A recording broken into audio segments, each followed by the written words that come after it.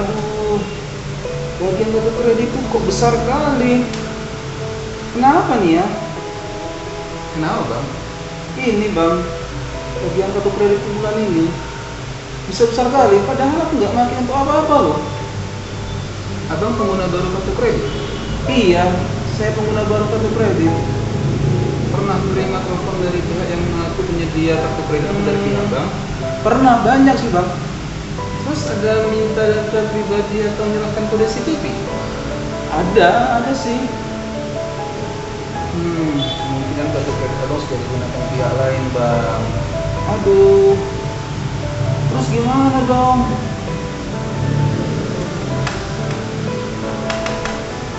Ada banyak sampel kasus yang terjadi dalam penggunaan kartu kredit. Contohnya seperti ini. Kita akan bahas beberapa di sini di Let's Talk.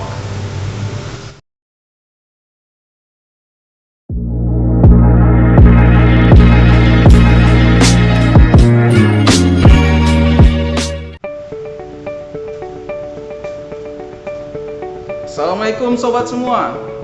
Kembali lagi bersama Rizal di sini. Seperti yang sudah saya sampaikan di video sebelumnya, kali ini kita masih akan membahas seputaran kartu kredit.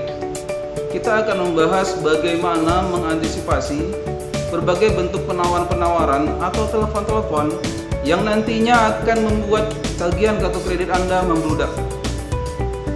Di sini kita akan membahas bagaimana mengenali telepon-telepon yang memang berasal dari pihak kartu kredit, pihak bank, atau pihak-pihak yang memang benar-benar menawarkan produknya, atau mungkin dari pihak penipu yang mencoba untuk mendapatkan data atau informasi pribadi kita untuk melancarkan aksinya. Pada saat awal kartu kredit kita aktif, kita akan banyak menerima telepon dari berbagai nomor yang tidak pernah kita ketahui. Di sini saya akan membagi pengalaman saya mengenai bagaimana menghadapi telepon-telepon tersebut yang memang benar-benar dari pihak bank atau pihak kartu kredit atau dari penipu yang mencoba mendapatkan data atau informasi pribadi kita. Ada beberapa bentuk telepon atau penawaran yang saya alami selama saya menggunakan kartu kredit ini. Yang paling banyak saya alami yaitu pada saat awal-awal saya menggunakan kartu kredit ini.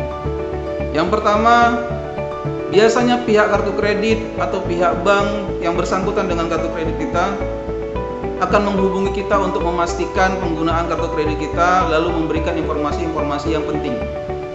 Di sini biasanya mereka hanya menanyakan pertanyaan-pertanyaan ringan dan Anda tidak perlu khawatir. Biasanya mereka tidak akan meminta data pribadi Anda. Yang kedua, penawaran asuransi. Saya mendapatkan banyak telepon dari beberapa perusahaan asuransi yang mengatakan bahwa mereka adalah rekanan dari bank konvensional yang bersangkutan dengan kartu kredit kita dan mendapatkan izin untuk menghubungi kita sebagai nasabah untuk menawarkan produk mereka. Mereka akan menjelaskan secara singkat mengenai produk yang mereka tawarkan, yaitu asuransi.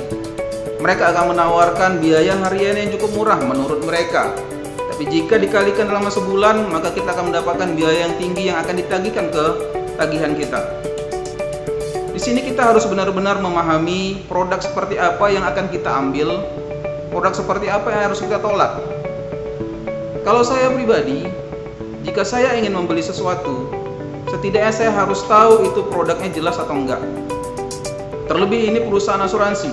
Saya harus mengenal jelas perusahaannya, legalitasnya, kantornya mungkin harus mudah saya raih jika saya melakukan klaim. Jadi tidak sembarangan saya mengambil keputusan untuk menyetujui produk asuransi tersebut.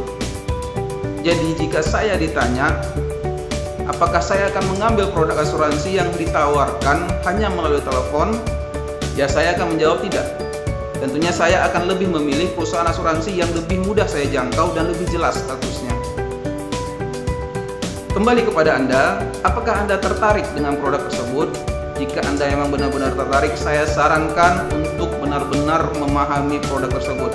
Jika Anda tidak yakin, maka sebaiknya jangan pernah mengambil produk tersebut. Kemudian saya pernah mendapatkan pengalaman mengenai telepon yang bersifat penipuan.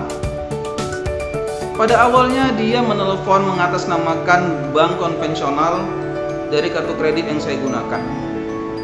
Saya coba untuk menanyakan ada hal apa menghubungi saya, dan dia mengatakan bahwa kartu kredit saya sudah diajukan untuk penambahan limit.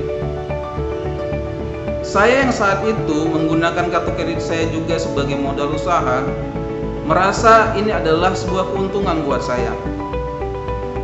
Lalu saya coba ikuti prosedurnya dan saya jawab pertanyaannya. Awalnya tidak ada yang aneh, dia hanya mengkonfirmasi nama saya, alamat saya. Kemudian yang mulai membuat saya merasa ragu yaitu dia mulai menanyakan mengenai nomor seri kartu kredit saya. Berhubung pada saat itu saya juga membutuhkan penambahan limit untuk kartu kredit saya, lalu saya berikan saja nomor seri kartu kredit saya. Sampai pada akhirnya dia mulai meminta nomor CVV saya. Di situ saya sudah benar-benar merasa curiga bahwa ini adalah tindakan penipuan. Pada saat itu saya menjawab, setahu saya, bahkan pihak bank sendiri tidak akan meminta kode CVV ini. Kenapa Bapak meminta? Lalu orang tersebut menjawab, kalau kode CVV ini tidak masalah Pak. Yang masalah adalah kode PIN. Bapak jangan sampai menyerahkan kode PIN. Iya, saya tahu kode PIN itu memang tidak bakalan saya serahkan ke siapapun, apalagi kode CVV ini. Jadi mohon maaf, saya tidak bisa menyerahkan kode CVV ini. Dia mulai terlihat gelagapan dalam menjawab. Saya semakin curiga dengan setiap omongannya. Di situ saya menegaskan kepada dia, tidak masalah, limit saya tidak ditambah. Saya tidak akan menyerahkan kode CVV ini kepada siapapun, walaupun itu pihak bank sekalipun. Lalu dengan segera dia mematikan teleponnya. Di sini kita bisa melihat modus penipuan yang dilakukannya, berharap nasabah tidak mengetahui dengan benar mengenai pentingnya menjaga kode CVV ini. Jadi, saya sarankan kepada seluruh pengguna kartu kredit atau calon pengguna kartu kredit untuk benar-benar memahami telepon-telepon seperti apa yang menghubungi Anda. Jadi balik lagi kita review. Yang pertama, mungkin pihak bank atau pihak kartu kredit akan menghubungi Anda untuk menanyakan pertanyaan-pertanyaan ringan seputar data diri, dan biasanya mereka juga tidak akan menanyakan mengenai hal yang berkaitan dengan kartu kredit Anda, baik itu nomor seri kartu kredit atau kode CVV Anda, terlebih PIN. Paling mereka juga hanya menanyakan apakah kode PIN Bapak sudah diganti. Anda memang harus mengganti kode PIN default yang berasal dari pihak kartu kredit. Ini untuk memastikan penggunaan kartu kredit Anda aman. Kemudian telepon yang menawarkan produk-produk mereka, terutama produk asuransi, baik itu asuransi kesehatan ataupun asuransi kartu kredit. Anda harus benar-benar memahami produknya mereka. Kalau saya sudah pasti tidak akan menerima sembarangan produk mereka. Saya lebih memilih produk yang memang jelas bisa saya raih kantornya, bisa saya jangkau kantornya, agar saya nantinya melakukan klaim bisa lebih mudah. Kemudian antisipasi telepon yang bersifat penipuan. Jadi ketiga bentuk telepon ini biasanya sering Anda dapatkan ketika Anda mulai menggunakan kartu kredit. Setelah beberapa bulan Anda abaikan atau Anda tolak atau mungkin Anda reject teleponnya, mereka tidak akan menghubungi Anda kembali. Jadi kembali saya ingatkan untuk berhati-hati. Bagi Anda yang sudah terlanjur menyerahkan kode CVV Anda atau data pribadi Anda, saya sarankan untuk segera menghubungi call center penyedia kartu kredit Anda. Anda mintakan agar seluruh aktivitas kartu kredit Anda diblokir untuk mencegah aktivitas lebih lanjut yang tidak Anda ketahui. Untuk selanjutnya, Anda minta saran kepada customer care dari penyedia kartu kredit Anda, tindakan apa yang harus Anda lakukan selanjutnya. Oke, demikianlah video kita kali ini membahas tentang bagaimana menyikapi atau mengetahui berbagai bentuk penawaran atau telepon-telepon yang mungkin bersifat penipuan yang akan mengakibatkan tagihan Anda membludak. So, tungguin terus channel ini, nantikan terus video-video terbaru dari saya. Jangan lupa like, tekan subscribe di bawah, dan share video ini jika dia anggap bermanfaat. Jangan lupa tinggalkan komentar-komentar kalian di bawah ya kritik, ya saran, dan itu sangat bermanfaat buat saya untuk kemajuan kualitas video saya. Terima kasih atas dukungannya. Wassalamualaikum. Thanks for watching and see you at next video.